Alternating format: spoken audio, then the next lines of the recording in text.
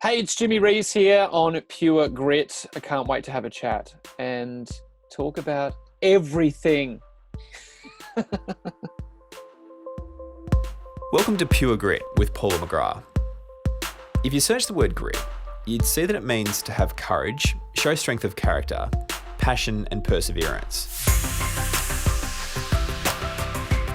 Throughout the series, Paula will chat to guests from all walks of life who have shown pure grit to get to where they are now. Paula, yeah, look, your hair looks fine. I've done the intro, so ready for you to talk now.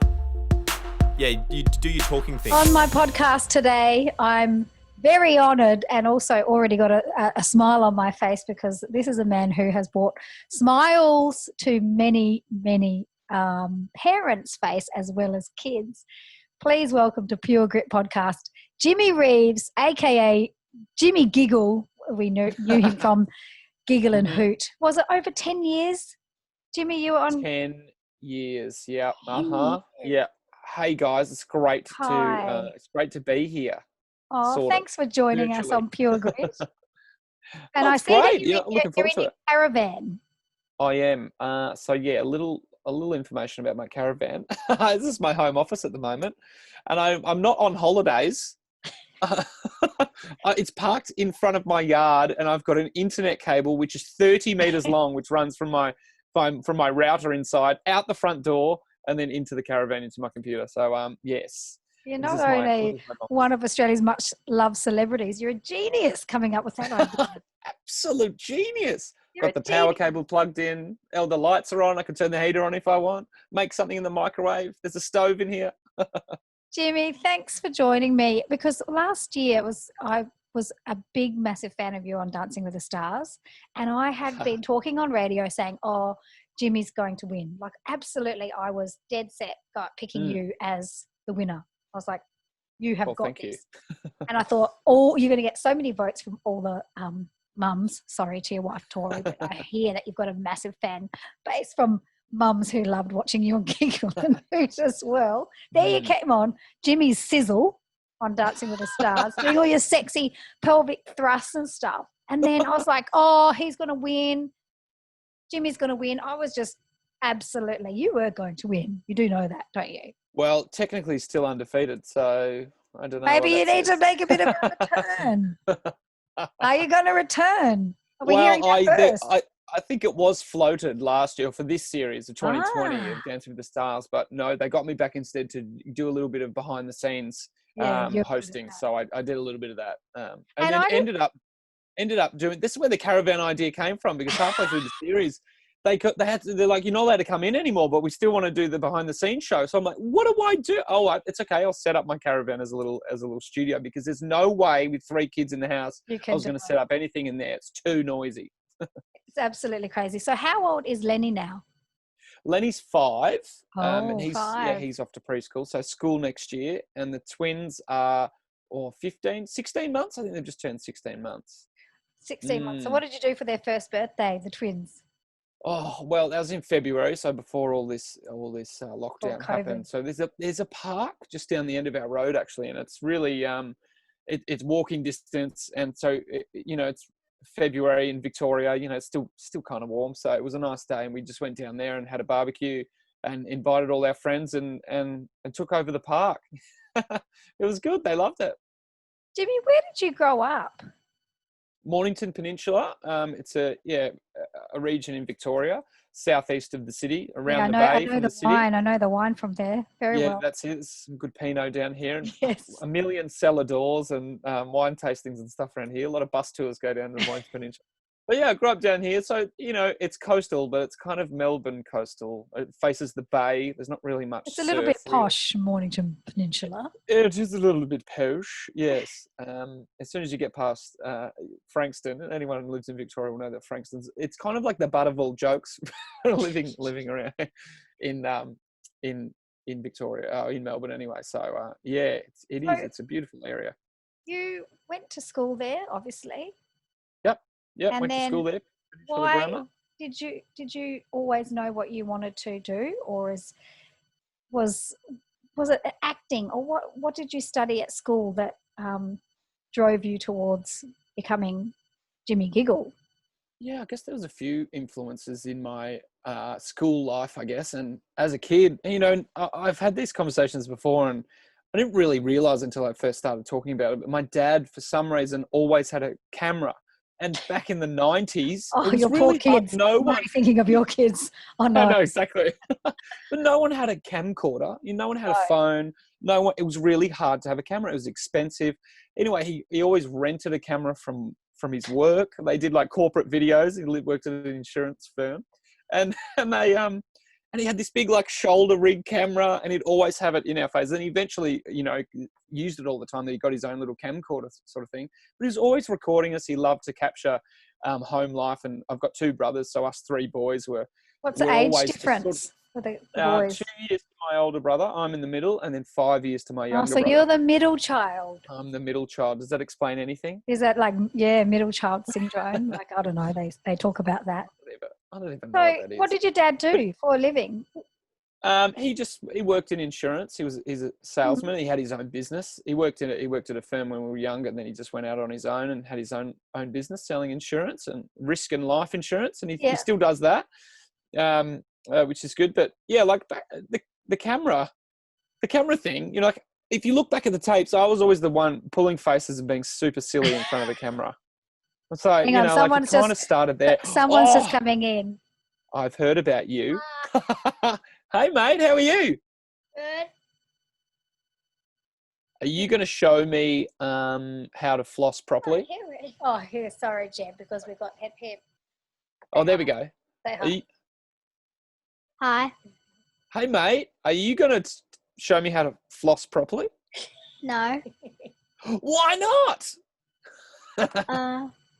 What did you say to me this morning? Hey, Jimmy, you're the boss. Do the floss.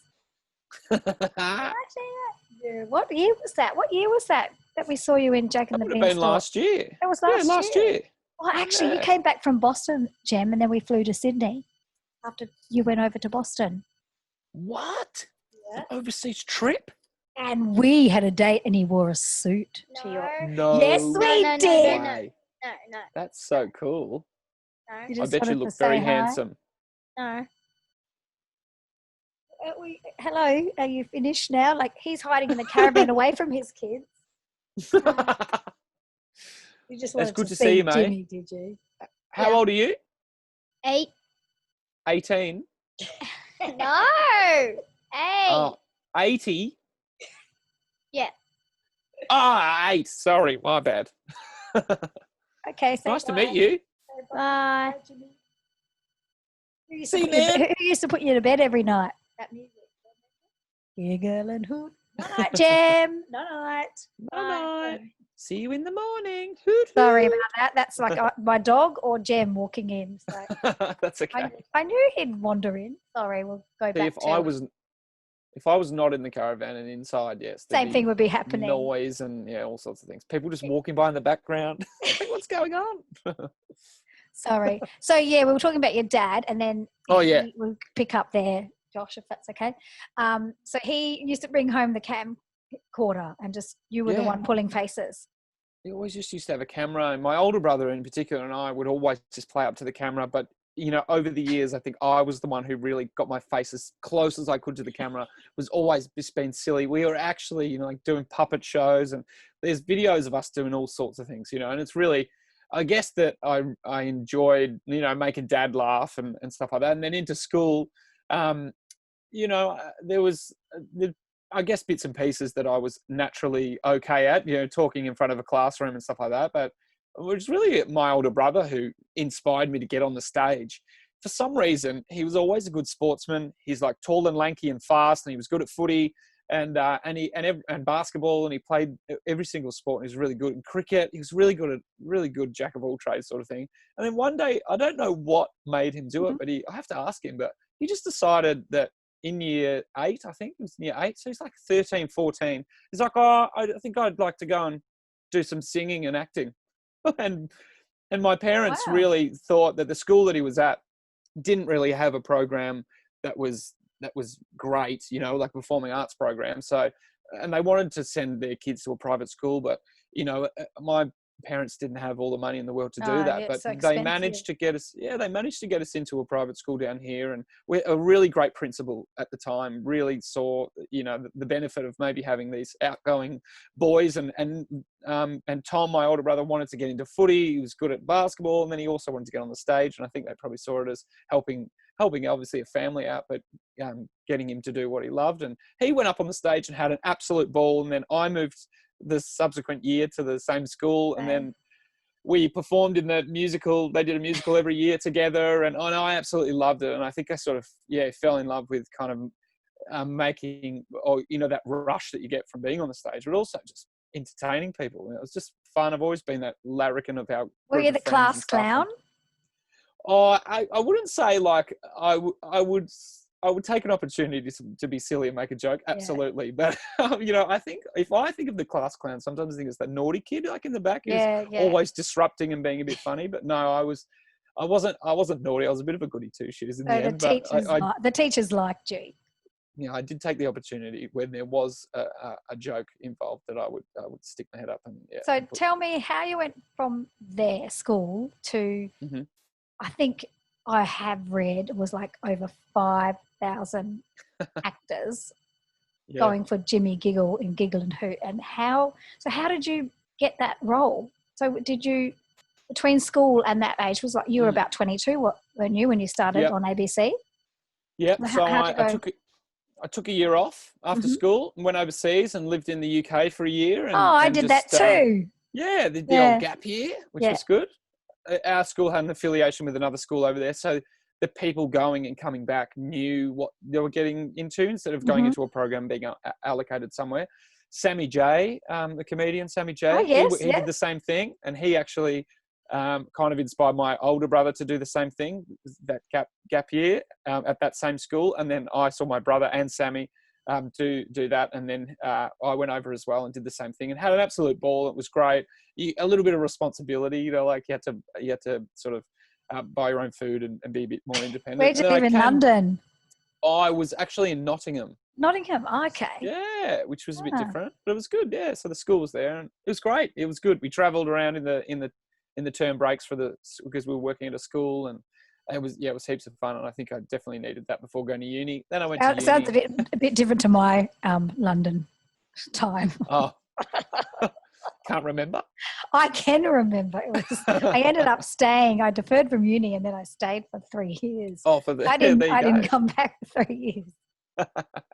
London got under my skin. Yeah, you had to. So you came back from England.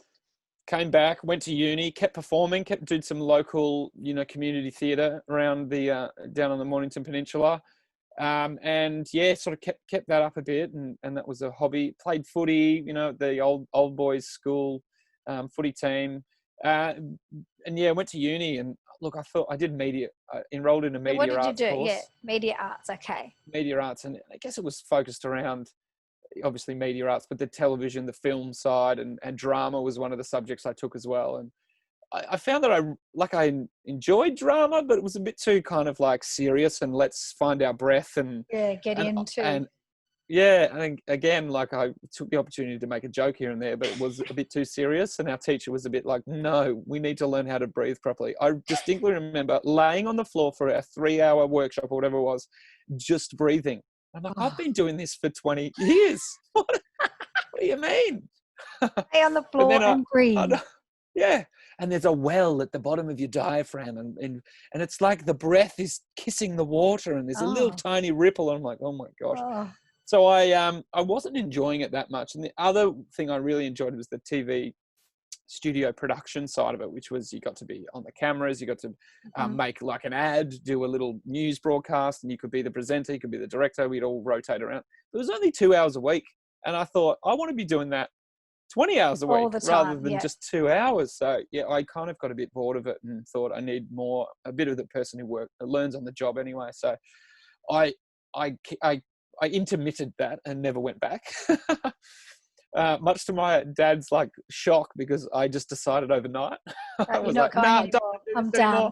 Yeah. And he's like, what? No, you need to see it through. But and then I just worked at a pub for a while, and I met Tori, my wife, there. At the pub?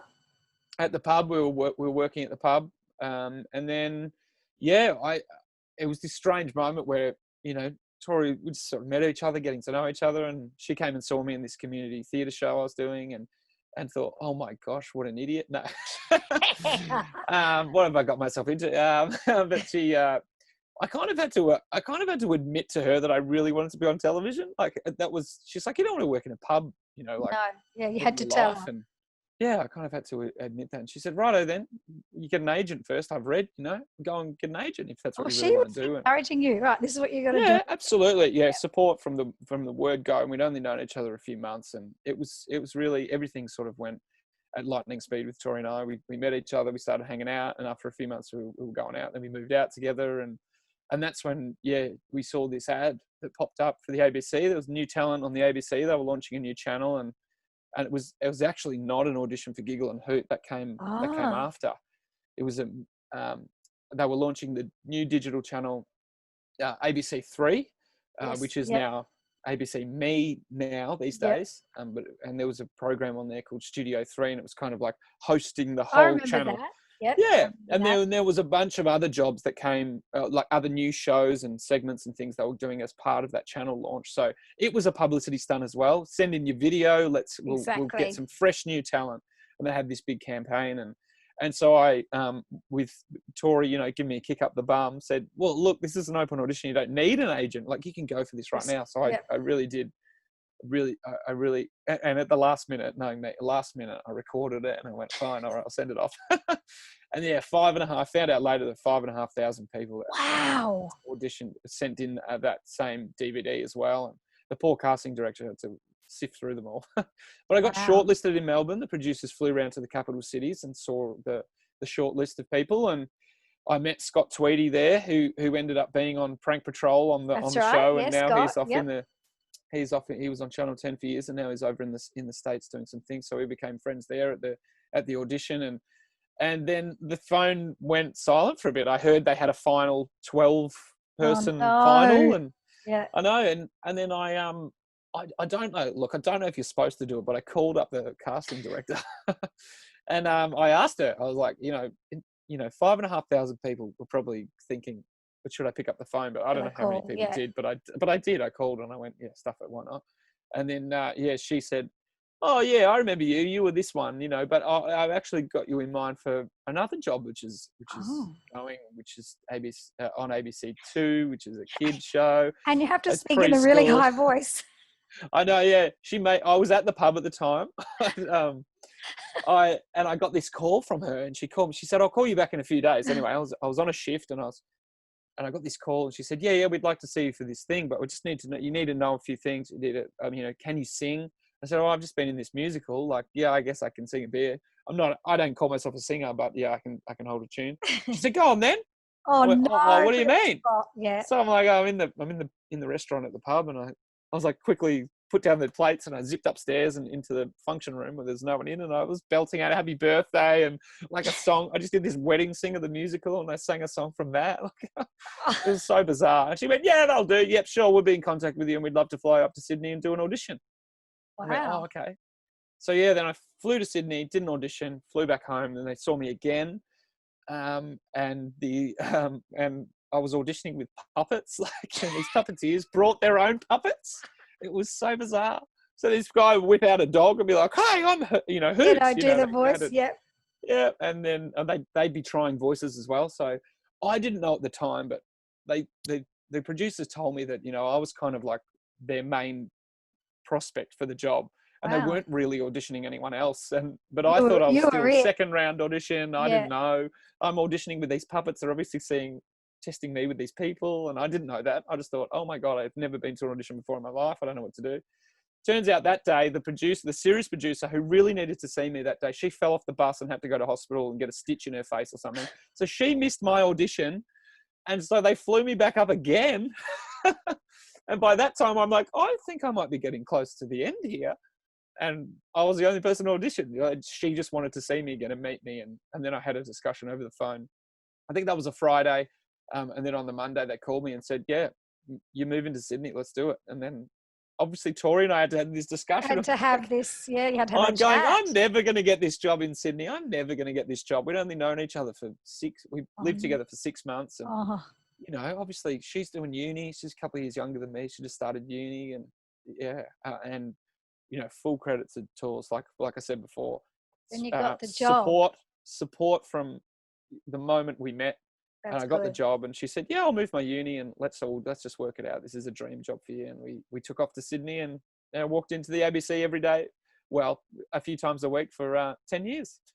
So Giggle and Hoot, was that film, how many hours a week? Like, did you film? Did you do a whole lot of episodes in one day? Yeah. We did a whole bunch of episodes over 2 shooting days, 2 long shooting days.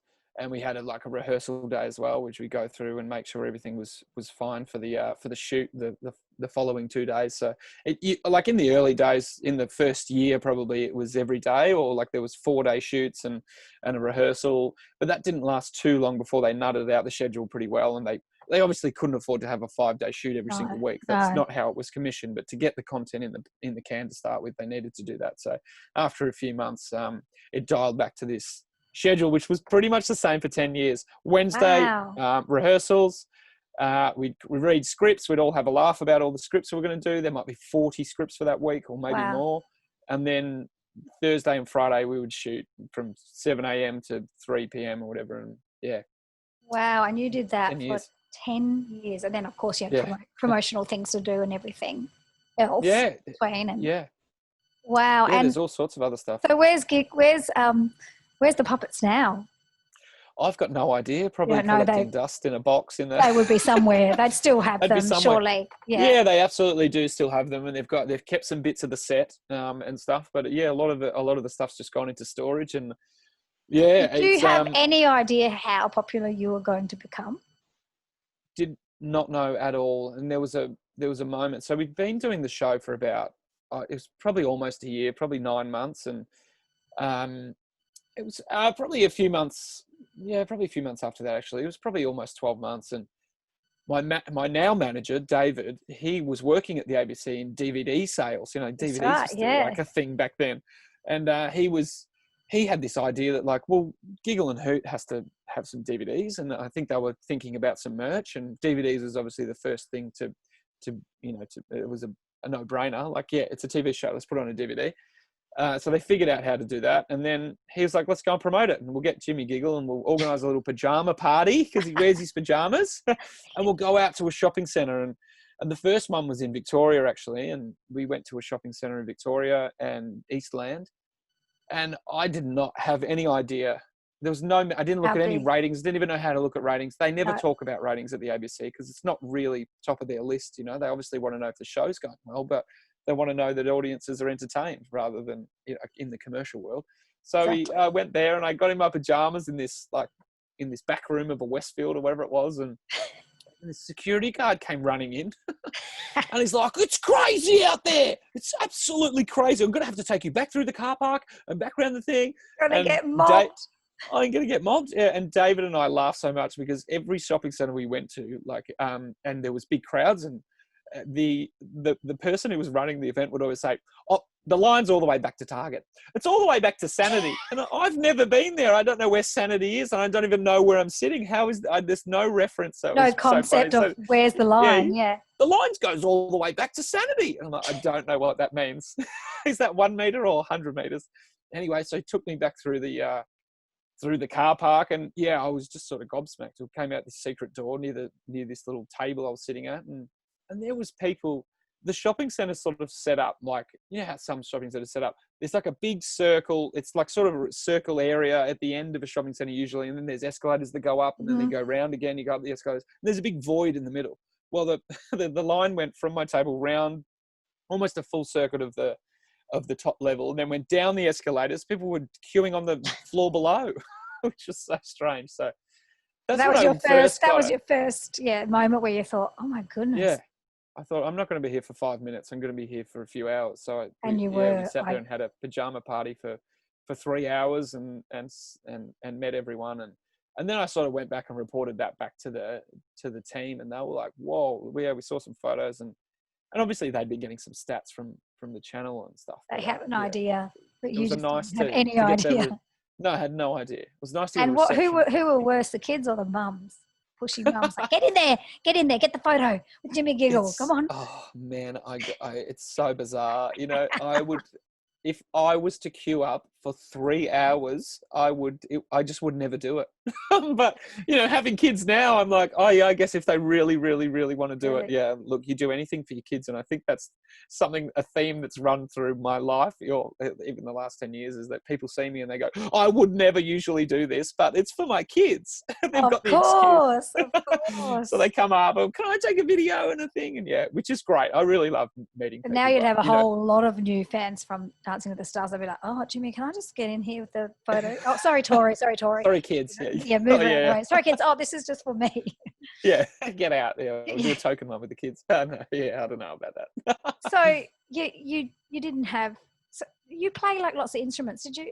Like, where did you learn all the? You play like a zillion instruments. Where did you learn all the music? You play like guitar, piano. What else do you play? Double bass. Yeah, well, that's a lot of them are cardboard instruments, so I wouldn't say that I play them.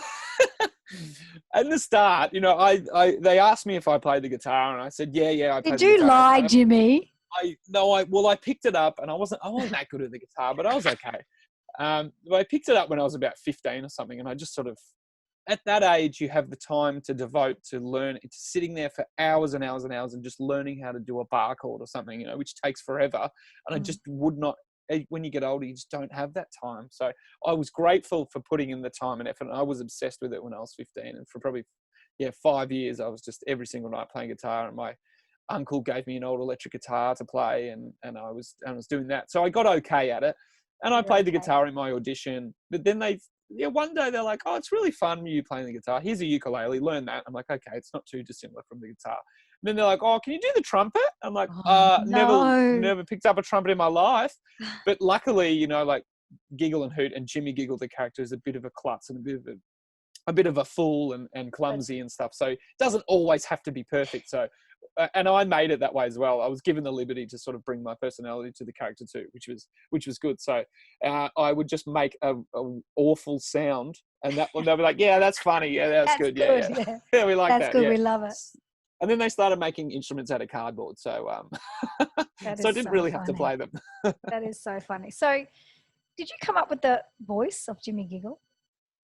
Well, that's a fun story too, because they had a so I can't even do that high.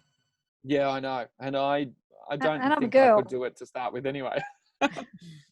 It evolved. It really did evolve. Like the energy of the show that it is now, or if you looked at it in recent years, it is totally different from the first few years or the first 12 months in particular, because they had this blank piece of paper and it was like, yeah, we've got this idea, let's just do it. And when you start a kids show, I think if you were to start one, or anyone was to start one, your idea of it would be, hello, it's a bit play school and it's a bit Wiggles and we speak kind of softly in this loud whisper, and because we're speaking to kids, right? But it wasn't like that. The director was always, this is the first time you'll ever do this, and it's wow, it's crazy. You've got an hour for a buddy, right? Like this is the first time you've ever experienced a shooting star or whatever. So, and with that excitement comes, like, I guess, if you're excited about something, most people scream or they go, ah! So the voice evolved from going, hello, I'm Jimmy Giggle and welcome to the land of Giggle and Hoot, to, whoa, this is the best thing ever. Look at that. Everything's amazing. So, sorry to your sound man there. No, Josh has just got blown his kids. ears off. He knows. So fast forward, you and Tori end up obviously getting married and having beautiful Lenny, who's now 5. And then after Lenny, you obviously wanted to have more kids, but you had a bit of a struggle, you and Tori. I completely understand, because I went through exactly the same thing. And David's told me a bit about your story, and it's heart-wrenching, and anyone in that position is just incredible. I know a few people have had a similar thing to you. Just trying to fall pregnant, it was so hard. Like, it just didn't happen to me. It just didn't happen. Yeah. There was no So- cause. They checked, Yeah. you know, everything was fine. Everything was working on the clock Yeah. every month, but just wasn't happening. So I know you Yeah. and Tori went through a struggle after Lenny. I think Yeah. Lenny, wasn't it just, you just went near Tori, you just went close to her, suddenly, boom, pregnant with Yeah. Lenny. So it was very I think easy. I sneezed. The wind changed. It was autumn. I sneezed, the spring or something, and yeah, that was it. And yeah, it was. So then we thought, we've really got to make a decision to have another child because it happened so quickly. And when we would decide that, from your own experience, that's what you would think, right? Yeah, you would think, okay, I'm yes, ready. that I'm gonna happened the have it. first Yep. time. What's changed? It's only been 12 months or 18 Yeah. months. So we were like, oh yeah, let's start trying again. And then it just went on. And then Tori got the ovulation calendar out and the Yes. clock. And like you Yeah, mentioned, same. the timing of everything. We were just, it was like, there was a point, and this is a little bit embarrassing, that I was working at Giggle and Hoot. And I actually don't know if I've told this story. This could be an exclusive. I love an exclusive. Did you get the call from Tori? Come home now. Yeah. I got the call from Tori, and she was like, like, we've been doing it for a couple of months, and the scheduled thing, and I'd generally been home in the time that we needed to get it on. To try, yeah. The try, yeah. And that day was like a Thursday or a Friday, and I was in the studio, and I was in Sydney, and we live probably 45 minutes away from the city. And she's like, today's the day. I'm like, I've got to work. I leave at 5:30 in the morning to get my hair and makeup. We can't. I just don't think. Can we just do it later tonight? Like, can we just do that? No, she at lunchtime. I didn't, because phone on set. I can't answer my phone on set. Anyway, I get this text message and I pick it up, and it's lunchtime, and she's like, I'm in the car park. And I'm like, what? Yes, Tori, what is going on? Yeah, Oh, I know. And you're in your pajamas, and you're like, oh no. I'm in my pajamas. Just getting out of my pajamas. So I didn't know what to do, and hot-footed it to the car park. I know, but then it was funny because I went to the car park, and it was like, it wasn't the car park in the ABC. It was the one next door, which you parked if you were a visitor, sort of thing. And I went to I'm like, this is so bizarre. And this person walked past with an ABC tag, the car, and I'm like, I can't do it. I just cannot do it. I can't be like this. Talk this about person on pressure, TV who gets this. I know. And so we ended up bailing on the idea, and we just went and had lunch. But it was just so weird. That's the story you're telling us. That's the story you're telling us. No, I can imagine the pressure. You would have been like, what if someone sees? I know. Yeah. It's Jimmy Giggle in the car we're on park this level. with his pants down. Exactly. We're on this level, and I can look out the window, and there's like people at a cafe just on the same level as this. I'm like, I can't do this. Anyway, so I chickened out in the end, and Tori will hold that to the. But lo and behold, she'll talk about that till the day you die. Like, who chickened out? Exactly. Well, look, I think she was actually pregnant anyway at that time, and Really? I can't remember if that was actually. Oh, she was pregnant then because she had some miscarriages, had a couple of miscarriages, and so that was it. And it just went on and on. We just, no matter how the timing we got right or whatever, we looked to. Yeah, you know what, Jimmy, I 2 years totally empathise. And there's a lot of people out there in exactly the same boat. So it's actually something that it's nice when you have a bit of profile to talk about, because I just know of so many, and through my time of having that insight of that struggle, it's just such a hard thing to go through, and a lot of people don't talk about it. They just don't talk about the struggle. You just hear about they don't talk about miscarriage either. No. And I had probably, I think I had about 4 or 5. But then, I was lucky enough to eventually have get pregnant, but sadly had to say hello and goodbye on the same day. But people don't talk about the struggle, and I sort of make it my passion to say, I'm open to talk about it to anyone, because you get through it. You get through it. And I always say to people, you will succeed, one way or the other. You just trying, the word trying just makes it all so much more pressure. Yeah. I had a chat recently actually with a founder of the Pink Elephants Support Network. And it's about mentoring and counselling for people for women who've had suffered a miscarriage or a pregnancy loss, and I'd they're love even to get involved with that, actually. Yeah, they're even starting to do some support for some dads as well, some men Exactly, too, because it's hard for the just not men. talked about. Yeah. Yeah. And when you lose a child, sadly, the mother goes through and processes it, but then the father's there to support you, and they actually doesn't hit them till a lot after, way after. Yeah, a lot after. And the mum's recovered, and then the dad goes to pieces because they've held it together for you.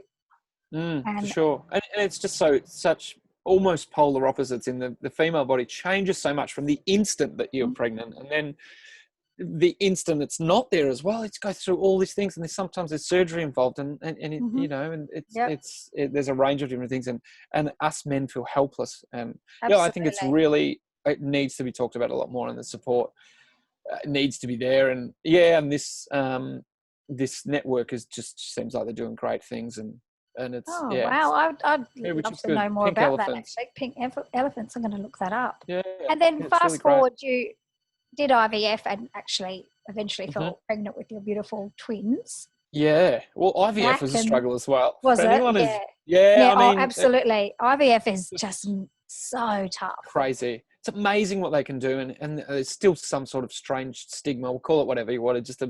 People ask when you've got twins. It's kind of it's a little rude, really, but they say, "Oh, they IVF," and you're like, "Well, they'll ask you if they're IVF twins." Oh, really? You go, "What is that? It's not anyone's business, and why is it bad anyway? Like, why is it anyway?" I don't know what it is. Maybe they think that you've made the choice to have twins, and but you that's don't. also no one's business anyway. The egg just splits. In some cases, identical twins, your boys? They're not identical, actually. And the story goes, and we're transparent about this, and we will be. We had so much stress and trouble, and Tori suffered so much anxiety through the time of going through IVF because you're injecting yourself with hormones and all sorts of things, and you desperately just want scanning ovulation to see when the follicle is full and ready. There's all sorts of stuff, and we had a few failed attempts at, like, even the egg collection. I mean, there's two stages: the egg collection, and they fertilize the eggs and they put them back in, and if you've got any spare, you chuck them in the freezer and you try every month from there, and they put a new one in. But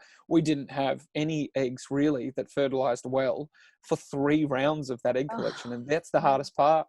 So and then we finally got there. So in the end, they had these 2 embryos, and they were going okay, and we were still trying through that time as well. I mean, I think we maybe tried once as well, but we're still not sure. But the doctor said to us, "Look, they look okay. They're not the best embryos that we've seen, and they keep them in the outside the body, growing for 5 days. If they make it to 5 days, then they're sort of viable to put back in. Transfer them back in.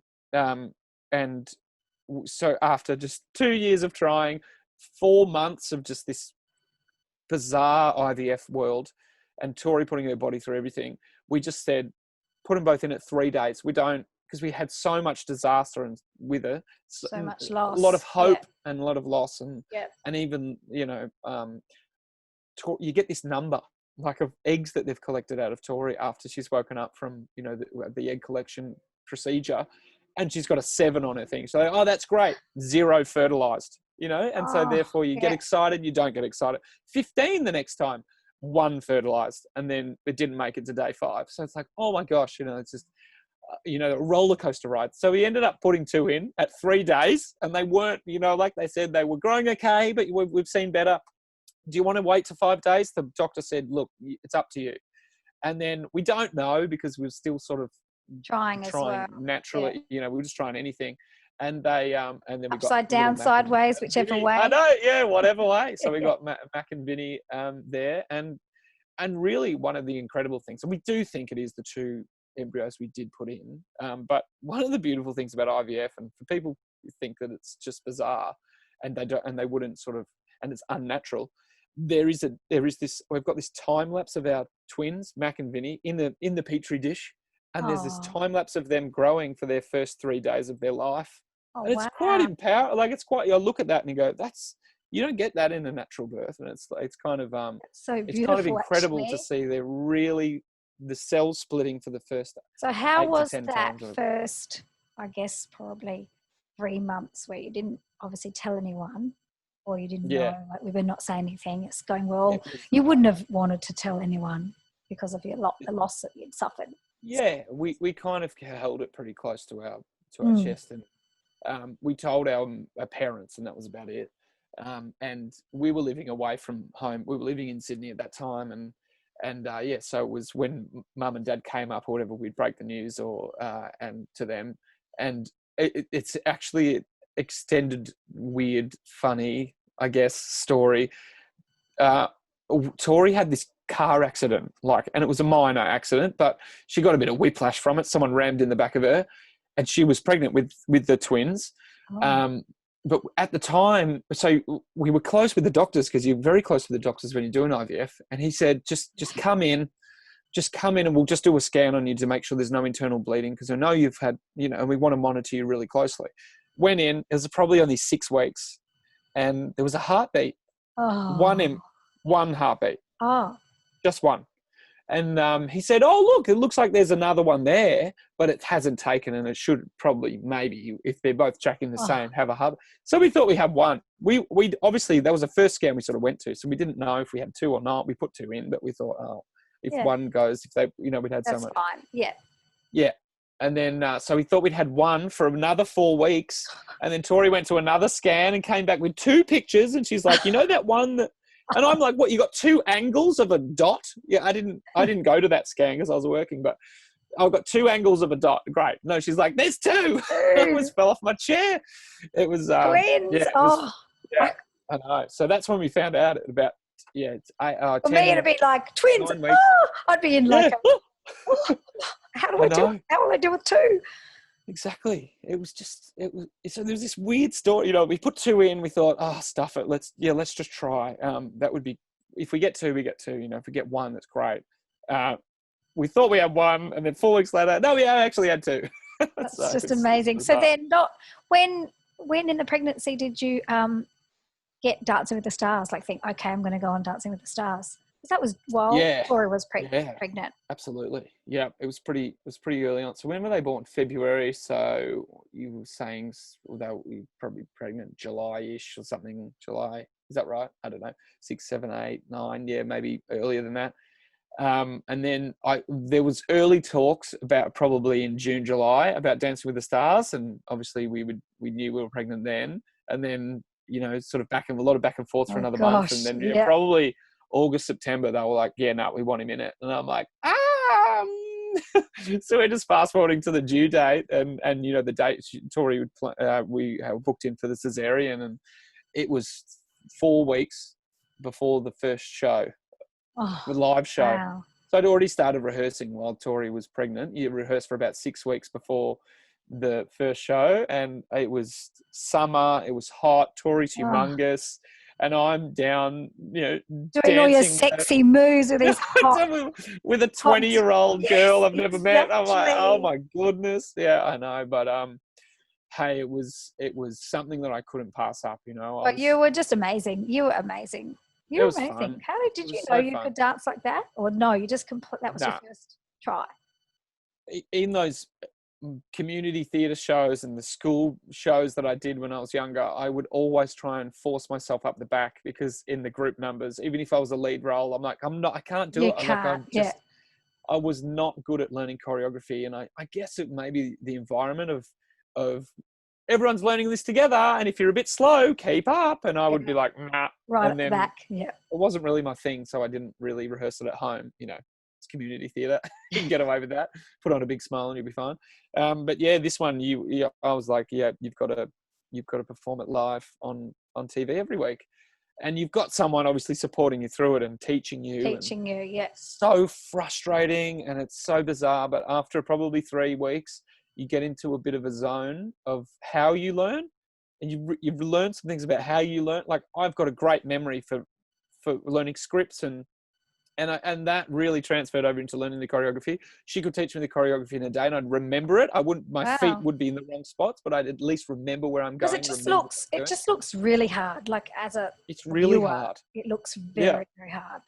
And you just see some people and you think, oh gosh, you poor thing. But you were really good. It's even harder than it looks. And I think, being a performer, I think that helps, but I really relied on that memory, really, because what I thought I was hopeless at in the past of remembering dance steps and the things I've done. It's actually, I remember them. It's being aware of where your body moves, and you just get better at that. And then, how the dynamics of a partner dance, it's partner dancing as well. It's not like you're just standing there in a line doing some boots. And you got to lead, sort of. I know. You got to the lead. man's supposed to lead. You're lifting her up. You're flipping her over. You've got your life in her hands. Don't drop her. So where did you got to? What stage when? It was week 8. 8. That's week right. Week 7 was my last performance, and week 8 was I recorded a video just saying that I'd withdrawn from the competition. So week 8 was. Yeah. And how old was Mack and Vinny then? They were about 7 weeks. Yeah. 7 weeks so old. They were really 8 weeks, young. 7 weeks. Yeah, they were really young, and it was just a bizarre 24 hours or 48 hours that took over our life for that moment in time. And Tori and you decided to obviously make the decision for Mack because he was tongue-tied. So what the doctors tell you, like, this is what we think should be done. Yeah. Well, in hospital, when we had the kids still in hospital, Vinny was I don't know. You, like he's mentioned, you take the doctor's advice, and the paediatrician came around and said, I think you should get him looked at. And here's 2 numbers. Call one of them. They're both great. And they'll come around and they can do it here in the hospital. Yeah. And we were comfortable with that. And he'd given us the advice, and the lactation lady, I think, came around and said, oh, yeah, well, you may as well see the guy. He came around and go, yeah, yep. And just released it really fast. And it was done. And he's in a hospital. So I guess. And that's with Vinny. Was it? That was with Vinny. Yeah. And then Mack, he looked at Mack and he said, oh, Mack's, obviously their tongue's still developing and stuff. But after a few weeks, he was really struggling to latch on. And he was going okay at the start. He was the one who sort of found the breast first and started going. And Vinny was a bit slow. But so that's why they thought they'd do that to Vin. But then, a few weeks went past, and Tori was struggling a little bit. We got a few other opinions, and they said, yeah, look, go get it checked out. And where we were living, there was this, if you looked online or whatever, there was this particular clinic or person that seemed to be a bit of a guru about it. And we'd been recommended that person as well. So we thought, well, we're in good hands, but it's not out of hospital, but we went along and did it, and the scissors went in too deep and too wide, and he clipped a little artery behind Mack's tongue, and it just was, the blood loss really led him to be end up in the ICU. It wasn't, that the wound could be fixed, but he lost a lot of blood, and I guess it was a little bit of. I can't specifically talk about this really, but legally, but it was more the events that happened after the thing that. So he was at hospital. He was there. No, he was in a clinic. He was in a clinic. No. 20 to 25 minutes away from hospital. It's like you should have been acted on straight away, but there was a bit of a delay in calling an ambulance, and then and that it arrived at that decision a bit late, and then it was peak hour, and this particular area is just a little bit of a bottleneck on up where we were living, and the ambulance took, although it was close, it took 20 minutes to wade through that traffic and get to Mack, and then 25 and was it minutes just Tori to with the hospital. Mack, or both of you? Just Tori. Just Tori. Tori had Vinny as well. And I was at home with Lenny, and it was late in the afternoon, and she said, we're going in an ambulance to the hospital. And I was on the phone. I'm like, what do you want me to do? I'll just come straight away. And it was really getting towards Lenny's bedtime. And I didn't know what to do. What the right thing to do was to just pick up and take all the kids to the hospital. And we didn't know how severe it was at that time. So I said, why don't you get to hospital and get an assessment, and then call me and I will come down. But I didn't want to trouble Lenny with all that as well. Like, why are we going to the hospital? He's winding down to bed. We ended up, I didn't actually end up going to the hospital that night, and a friend went to pick up Vinny and dropped Vinny back off to me, and I had the 2 kids overnight, and Mack ended up just that Gosford Hospital, the lady there, the ENT Because you were there, living on the saved his life. You're on Central the Coast Central in New South Coast. Wales. Oh, thank goodness. It would have been she was at the petrol station down the road, finished her shift, and she's the ENT for the Central Coast, and she got this message on her pager or something. 7 week old or 7 or 8 week old newborn baby, issues, rushed to hospital, furiously bleeding or whatever. Which was from the paramedics calling ahead to the hospital. And she said, I had to turn around. Like, duty calls. Huh? She turned around and saved his life. Oh, Jimmy, I just can't imagine Tori there without you. Like, very, very tough, because you would have been wanting to be. Oh, she's the strongest person I've ever known. And how? The other troubles that that we might struggle with in our life or whatever, just when she always says sometimes that I'm the best at dealing with like a stressful situation, or even if a kid vomits, I'm the one cleaning it up, and I'm like, that's fine, don't worry. But she just did not think of anything but Mack that night. Wow. She's a mum. That's what Yeah. And the angels or whoever was looking after you guys that night, that now I can feel your pain. Like, I know exactly what you would have been feeling. Tori, and she's just testament to her, because it would have been an absolutely horrific situation for her as a mum, and for you, but for her as a mum, I know. And she was there. She saw it. She said it was like Grey's Anatomy. 30 doctors just arrived on the scene. Like, everyone in the whole place was just like, whoa, we've never seen this before. We need to save this little kid's life. And he it's still raw. And you know what? You'll never, ever forget Jimmy, and it'll make it, in me being a little bit older than you, in hindsight, it'll make it all the sweeter. Your life with the twins, and I can already see you now. I think you're the most you're Australian celebrity, the most famous on TikTok. My son Jem wanted to know how many views you get on TikTok. I don't know. I'm not that good at TikTok. He goes, how many views does Jimmy get, Mum? I can get his stats up if you want.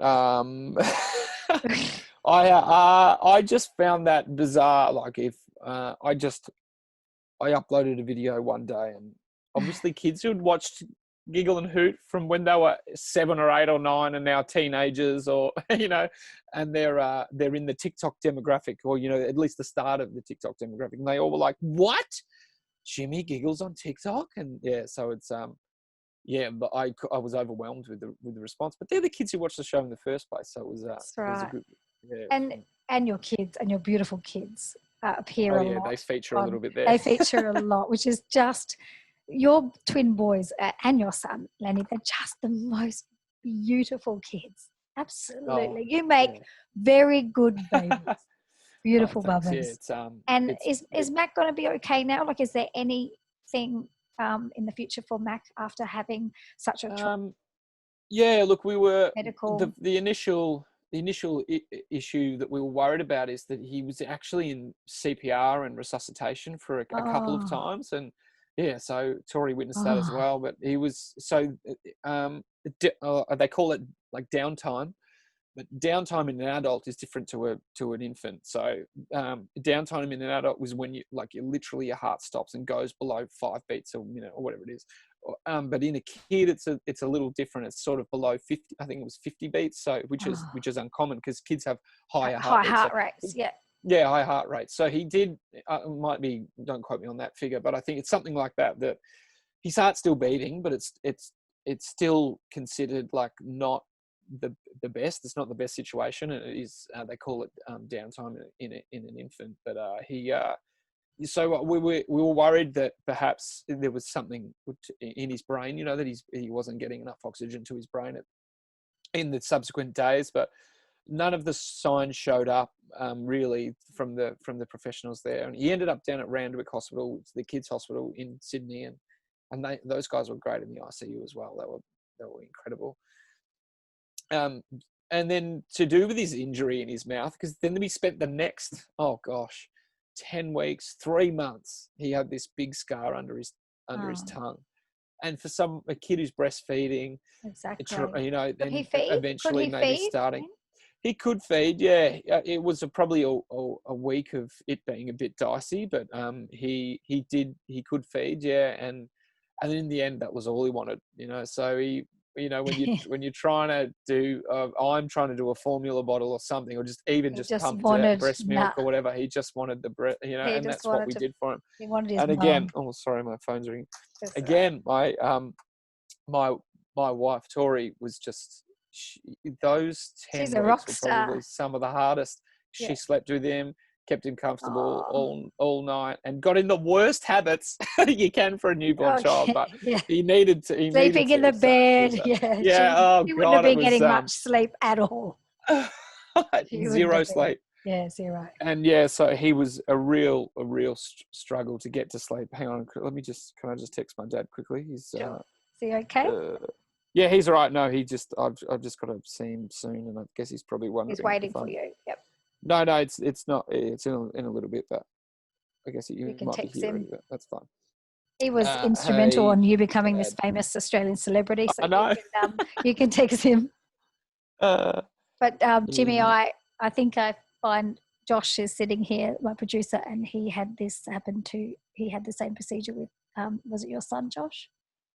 That you had? Oh, nothing to the extent no, not that to, you went no. through, obviously. But we had the laser. I don't know if you had the option of the laser, but So my little boy, who's 5 now, but it ours went smoothly and everything. But it's just something that I don't know if I'd do again if I had the chance. Like I don't know, because I don't know how it was with you, but with the laser, I had to, because my wife just couldn't do it, but I had to sit in the chair and pretty much pin his arms so that he couldn't thrash around, while the doctor went in there with the laser and burnt off the skin on his lip and his tongue. Yeah, and And obviously he's quite distressed, and I'm like, I said to Holly, if this doesn't work, we're not doing this again, because it's just it was just like, it was too hard for me and it's too hard for him. And then every 3 hours we had to run our finger in his mouth under his tongue to open up the wound again. So you can imagine you're waking a newborn baby up and sticking your finger in their mouth to open up the wound in their mouth, and then spend the next hour trying to get them back to sleep, sort of thing. So wow, that's bizarre. I think in the long run it did help him latch on, because he was losing weight and he wasn't drinking milk. Yeah. But I don't know, horrific. It just doesn't. I think I think the main takeaway from the whole experience from us and probably yourself as well is just if it needs to be done, we need to get the highest professional. Go and see an ENT, because that's their specialist. There's it seems that it's become more popular, but people outside of hospitals, in different clinics, in dental surgeries and stuff, can do it.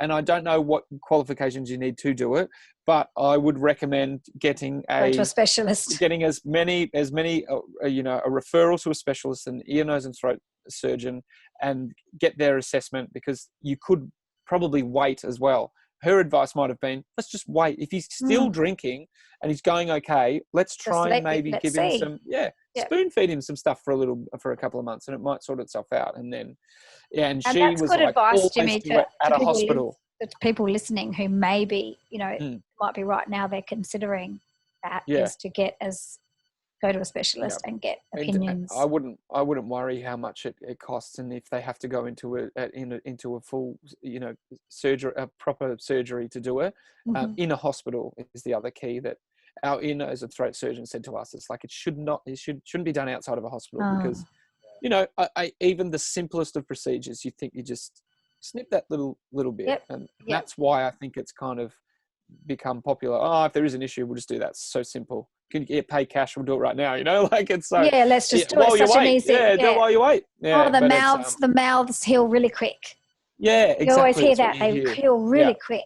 Yeah, we had a friend that sort of almost talked us into. We sort of opened our eyes to the procedure, because they had their first child and they got it done, and it sort of helped them a lot. And then we did it and we sort of asked the question, would this help? And yes. But then they had another child after that, And it was almost like, okay, well, now we need to get this done. Like, it's just like, you know, like, it's just one more thing to tick off after you have a baby. And that just like it didn't take. I think they'd had like 2 or 3 goes at it, and it just thought there's no way that I could do it again. Like, anyway, I had we just shortly after that actually we met these new friends up on the Central Coast, and it was a sister or relative or someone. She's like, oh yeah, she just had hers done. She's 35.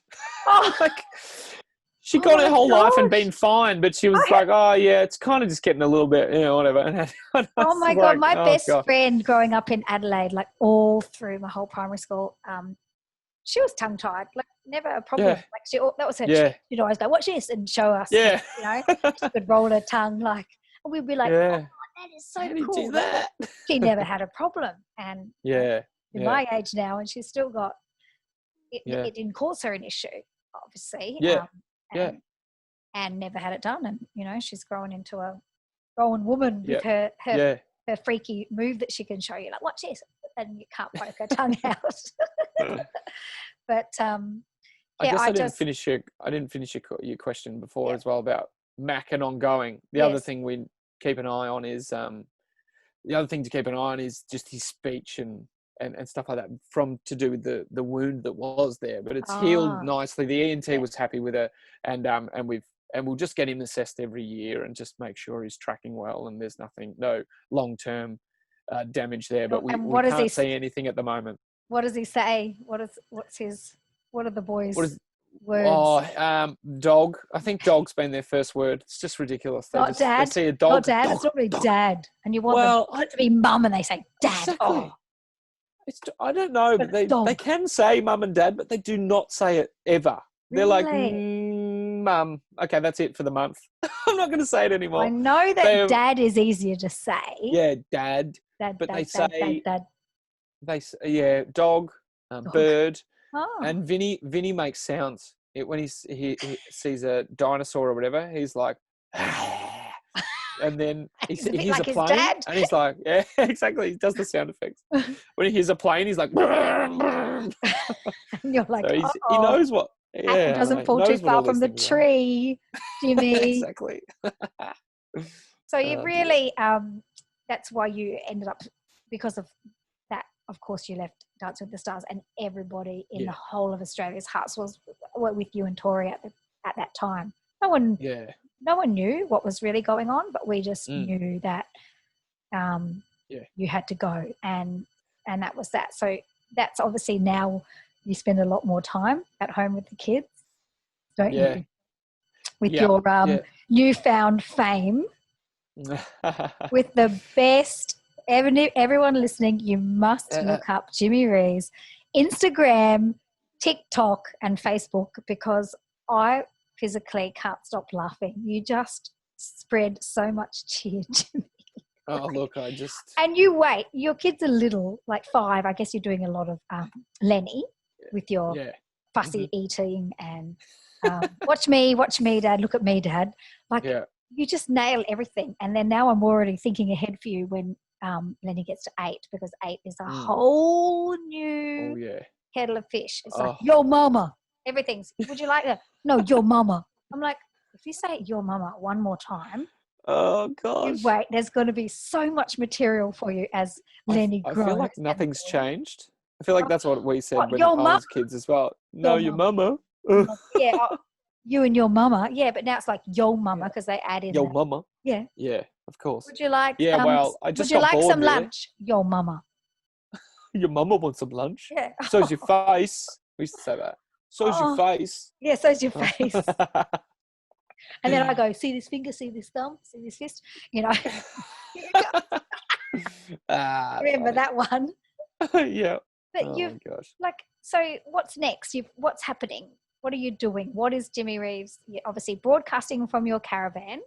Yeah. You've got some new project. So what I've been doing is sitting on my bum a lot, not doing much. Obviously, the whole COVID period has been very strange, and And I had, as I mentioned earlier, I was doing these behind the scenes stuff for Dancing with the Stars 2020. And that had to move to my caravan pretty quick because they were not allowed audiences and, you know, and everything went into lockdown. And then making silly videos for social media because I've been bored.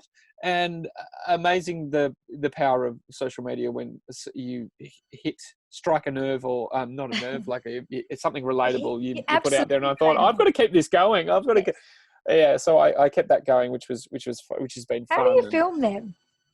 Just on my phone. I've got a tripod on a phone, You just and put it it on takes a me tripod. literally 20 minutes, and it's done and dusted. Very, Edited very on my clever. phone. They're very clever. I'm just doing a poo. That's my favorite. My mum, you know what? I basically am annoying my mum when I do that because when I put up the first couple, she's like, "You love talking about poo," and this is my impression of my mum.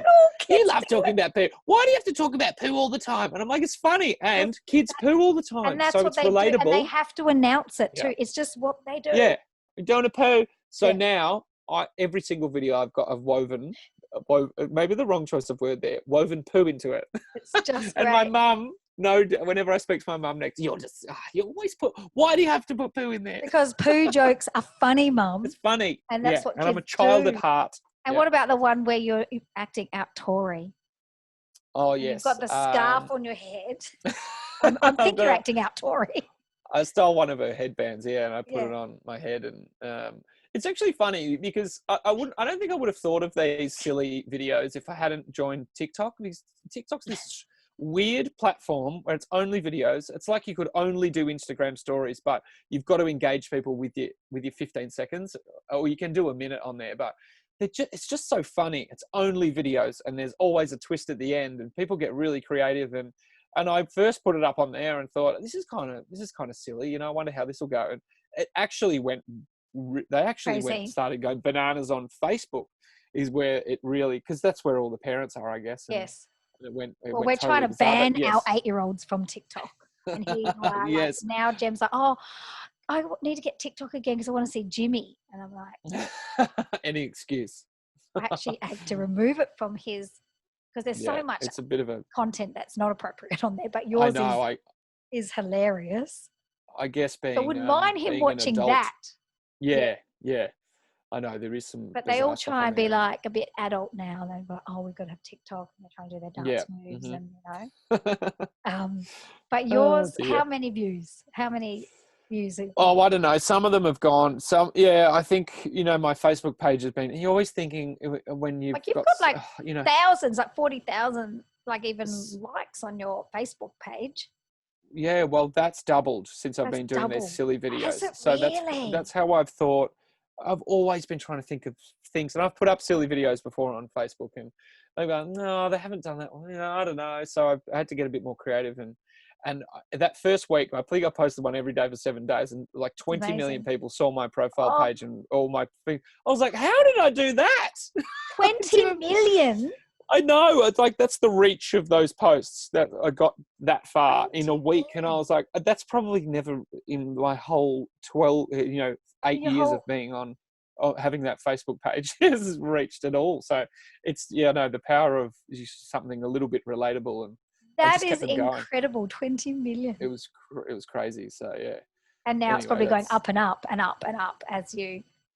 Oh, well, I guess, through this time, don't have any, I was supposed to be on a tour.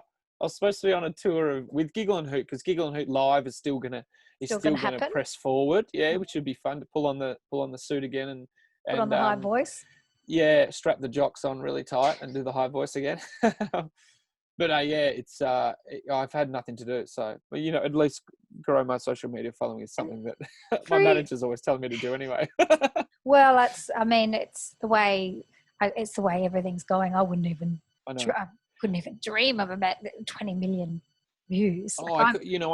It's a strange thing. I kind of love and I hate it at the same time because you're so famous. I'm talking to someone so famous. Oh, don't be so silly. I don't think so. But the idea of it is great and I get it. But sometimes I dislike when it's used as a bit of a currency to like get jobs, particularly in music theatre. In music theatre, you can be in the chorus and it's someone, there'll be thousands of people vowing for this job, and they might be well more qualified than someone who's just got 10,000 followers on the Instagram or something, and they'll get the job over someone. Because they're, I know, it's a bit of a currency. So instead of you being, on your merits of being a great performer or a great singer, it's you're an okay singer, but you've got that reach. You were brilliant in Jack and the Beanstalk Panto, by the way. You were brilliant. You were outstanding, Jimmy. I was anyone. here I am taking my son, and then there was me. It was brilliant. I can't take credit for it all. Well, there was a panto booked for obviously July. Bonnie Lithgow does hers in July over here, but that's probably just going to be postponed to next year. Yep. Yeah, which is annoying. Now we're going to launch it at the new Coliseum Theatre, which is in Western Sydney, which is a brand new theatre, and they'd only been open for a couple of months, and they've had to have no one in there for a while, which is a shame for them, but. Look, the Panto, if you haven't been to one, you must come, because it is wild. And people think, here's the problem with it, right? People think pantomime is a kid's show. And they do, it's not. And here in Australia, our idea of it is, it's a kid's show. But in the UK, they sell out because the parents go and they drink too many wines and they have a great night because it's so silly. There's innuendo galore. It's more fun for the whole family. Oh, absolutely. And I can't, like those funny gags. Peter's role? Peter's role in it from Kath and Kim. He was brilliant. Peter Rose, he was the king. He was great too. Oh, there's these silly gags. Fantastic. I mean, Jem, some of them went over Jem's head, of course, because it's aimed at the adults, but it was just fantastic. Fantastic. Yeah, it really is highlight for me last year. Taking the mickey out of yourself, and it's a wild ride as well, because I don't know. You get 2 weeks to rehearse a 2.5 hour show, and that's it. And you've got to just. And then you're just on a bit of ad-libbing, though, isn't there? A bit of ad-libbing. I don't think I could do a professional musical theatre show because there's no ad-libbing in that. And half the show in my mind is ad-libbed. Jimmy, best floss ever. Not. It's really hard to learn. I know it is. I can hardly. It's a weird timing. You've got to change the timing in your head. But why can kids do it so good? Once it clicks, though, you're okay. No, but I know. Oh, Chris, Bonnie's partner in the Pantos, Chris, who writes the shows, he's like, you'll be flossing, and I'm like, excuse me, pardon? And I refuse to show. And you're anyone getting like for the first week. Exactly. You should have done that. But you can't even show us because you're in the caravan. You can't even get up and show us his floss.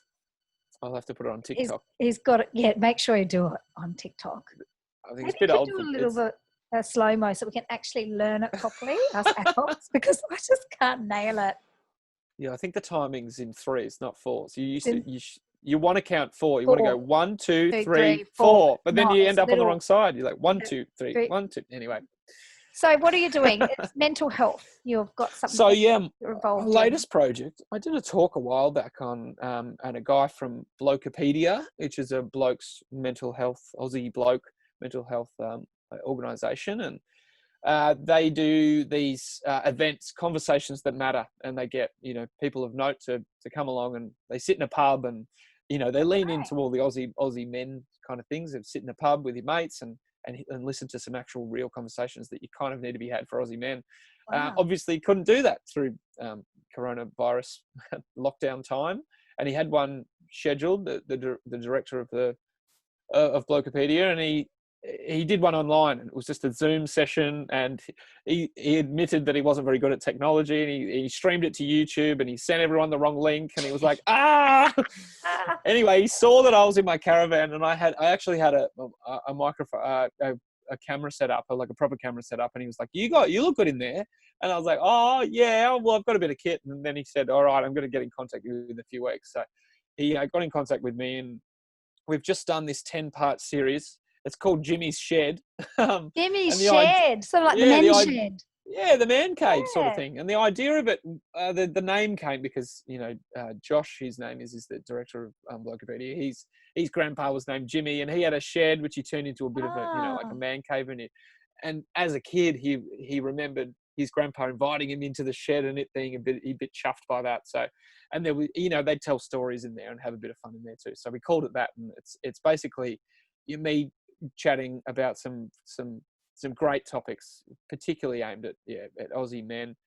And in the shed, so 2 guests every episode, and we get some health professionals on there, some doctors, some guys from the bush who live in rural and remote communities, and how they're going up there, and what we can learn from each other, and men's mental health and relationships, and what we can do better in our relationships. Exactly. And it's made me realize, Tori and I have a great dialogue, but you can always do something a bit better and check in with each other more. And it's really been an eye-opener for not 100% for myself, but even just in aspects of my life where, like, I do speak to my friends, but we don't speak like you don't speak openly we don't speak super openly about topics that we probably could.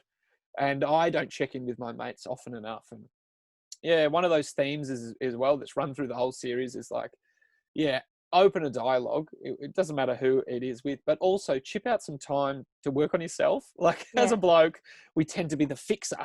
We want to fix everything. We want to like, no, it's okay. Everything's fine. We're all good. Yep. We're really I'm inside okay. Struggling. Yep. And it's really is going, no, I need to go for a run right now, or I need to just take some time, and I need to just cancel my last meeting of the day and forget about it for the week and do it next week, and just really be selfish about looking after yourself. It's been great, Jimmy. That's amazing. That's really good. And you are easy to talk to, so you're a perfect person to have Jimmy's shed. Jimmy's shed, I know. Yeah, it's a bit of fun. It's been fun. It's been good. I have to say you and Tori, you've both got absolute pure grit for what you went through, and you've got through it, and you've got your 3 beautiful children. It would have taken a lot to get over what you had to get over with Mack. And do you think you carry any like post-traumatic stress from that? Like, have you, is that also why you're sort of doing Jimmy's shed? Because I think firstly, thanks for the kind words. I think time was something that helped us, but just really being a bit more emotional and in touch with your emotions. I think, I cried here today, and I'm not afraid of crying. And one of the great comments that came out of Jimmy's shed was this guy from the bush who'd been through a lot, and he's like, he used to have this huge beard and he shaved it off, and he was in construction, and he goes, I know that my face leaks and it doesn't matter, I know my face leaks. I thought that was a great sort of comment from him, and I think it's just it has made us cherish every moment a bit more. And absolutely. I'm the same. It gives you a lot of empathy too. You and Tori would have a lot of empathy now. Yeah, 100%. Families that have had sick children, I can imagine are incredible. It's support it's almost for other like people. Yeah. Tori's amazing at that too. And it just gets into your heart. You just feel for people so much more. And and I guess that next step is, like you mentioned, like support. Like you can actually help these people by sharing what you've experienced and telling a story. Because if one person tells the story, then someone else might be so many others. Like now, to tell someone else. Today, people listening to the podcast will share it for someone that goes, you should listen to this, because it will help them get through that time. And time does heal, and I still get emotional with stories like yours and Tori's. I'm a little bit older than you guys, and time does heal, but it gives you that perspective as well. As you get older, you're more grateful. And sometimes when I'm just like, Jim, I'm going to kill you, you just go, I'm so blessed that you're here. Yes, I'm so blessed. But sometimes you've got to pull yourself up like, no. Hang on a second. I'm completely blessed. I'm an old mum. I end up being a mum. I didn't become a mum till, I was a mum 13 years ago, but a mum with Jen was 39. So I'm very, very lucky. Very, very lucky and blessed. Super lucky, but you push through those difficult times, and there's always. Have you got anything, Jimmy, that you live by, like a life motto or a favourite saying you can leave us with, a little insight into you? And I don't often, it's really through, looking at what happened to us. And, I hadn't really had too much trauma and even loss in my life right up to probably in the last couple of years when my grandparents all passed away, and what happened to Mack, and like you mentioned, that empathy. So I think it's like, it's an old cliche, but it's really a perspective one. We're not here forever. Things can change on a whim and be so unexpected. So it is really cherish every day, and I really love to laugh every day. Like, I know it's my job kind of thing, but if we can laugh every day, and just even when the tensions are high or whatever, and in the house or whatever, you can laugh about it, and it can be it can change your mood, and it's something essential for us and our family as well. And it's something that I live by. And Jim Carrey movies. I do love Jim Carrey movies. Oh, surprise, Jimmy. Jimmy, thank you so much for joining me on Pure Grit podcast. You are an absolute delight. I love you and Tori even more. You are just, you've brought so many giggles, and giggles are really important. And laughter is very healing, Jimmy, and that's why I think I resort to a lot of laughter. But I also think it's because you're so grateful, and to laugh is some people get bogged down in the sort of, like, what have you got to be? What are you complaining about? I know. Life's full of giggles, and you have brought so many people lots of giggles, and thank you so much for joining us today. Thanks for having me. Hi world, hello everyone on YouTube. Thank you so much for tuning in. Can you please subscribe, like, share, subscribe especially so you don't miss anything. Now, next week's episode you're going to love. It is with 7-time world champion Lane Beachley. I absolutely love speaking with Lane. Her story is it's phenomenal. You really understand what grit is all about. See you then.